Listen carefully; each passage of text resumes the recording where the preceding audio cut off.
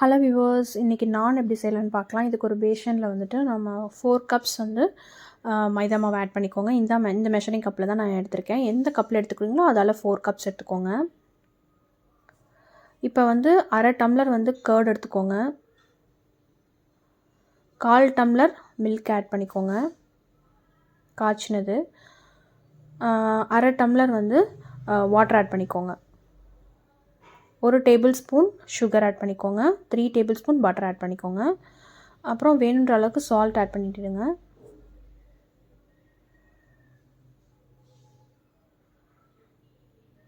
இப்போ வந்து இது எல்லாத்தையும் நல்லா மிக்ஸ் பண்ணிவிட்டு ஒரு 5 மினிட்ஸாவது நல்லா வந்து பிசைஞ்சிக்கணும். நம்ம இப்போ பிசைஞ்சாச்சு. மேலே வந்து கொஞ்சமாக ஆயில் அப்ளை பண்ணிவிட்டு நல்லா ஸ்ப்ரெட் பண்ணிவிட்டு நான் ஒரு கிளாத் வச்சு கவர் பண்ணிக்க போகிறேன். ட்ரை ஆகாமல் இருக்கிறதுக்காக நம்ம இதை வந்து பண்ணிக்கிறோம்.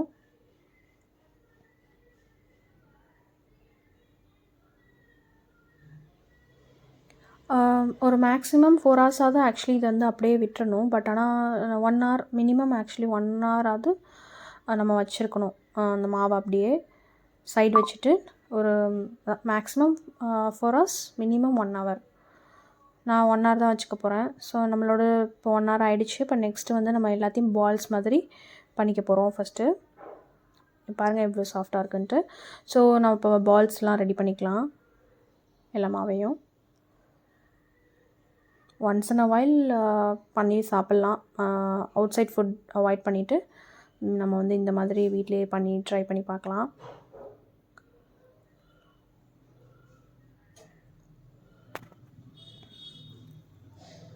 இப்போ வந்து நம்ம ரெடி பண்ணியாச்சு, மாவெல்லாம் பால்ஸ் ஆக்கியாச்சு.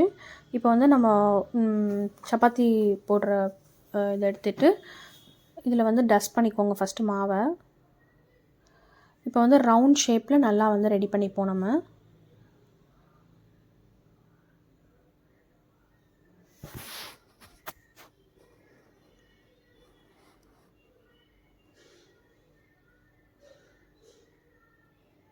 இப்போ நல்லா தேய்ச்சாச்சு. இப்போ நம்ம என்ன பண்ண போகிறோம்னா, இந்த அளவுக்கு திக்னஸ் இருக்கணும். ஸோ நெக்ஸ்ட்டு வந்துட்டு நம்ம ஒரு சைடு வந்து ஹோல்ட் பண்ணிவிட்டு இன்னொரு சைடு நல்லா வந்து ப்ரெஸ் பண்ணி இழுக்கணும். ஸோ தட் நம்மளுக்கு அந்த ஷேப் வந்துடும். இப்போ கொஞ்சமாக வந்துட்டு நம்ம எள்ளு போட்டுக்கலாம். கருப்பு எள்ளு ஆட் பண்ணியிருக்கேன் நான். கொஞ்சமாக கொத்தமல்லி நான் அப்படியே ஆட் பண்ணிக்கிறேன். ஆட் பண்ணிவிட்டு நல்லா வந்து ப்ரெஸ் பண்ணி விட்டுக்கோங்க. ப்ரெஸ் பண்ணிவிட்டு அதுக்கப்புறமா தோசை பேனில் போடுங்க.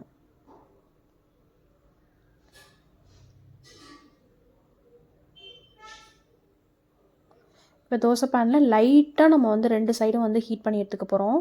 அதுக்கப்புறமா க்ரில் யூஸ் பண்ணிக்கணும். க்ரில் பண்ணுற அந்த டூல் இருக்கும்ல, அதை வச்சு நம்ம வந்து நான் வந்து நம்ம சுட்டு எடுத்துக்க போகிறோம்.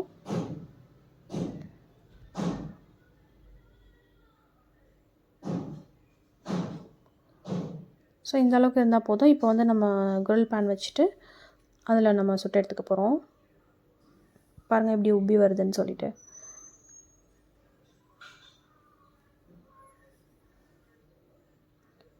ஸோ இப்போ இந்த ஹோல்டர் இருந்துச்சுன்னா கொஞ்சம் ஈஸியாக இருக்கும் உங்களுக்கு. ஸோ எல்லா சைட்ஸும் நல்லா சுட்டு எடுத்துக்கணும். இதை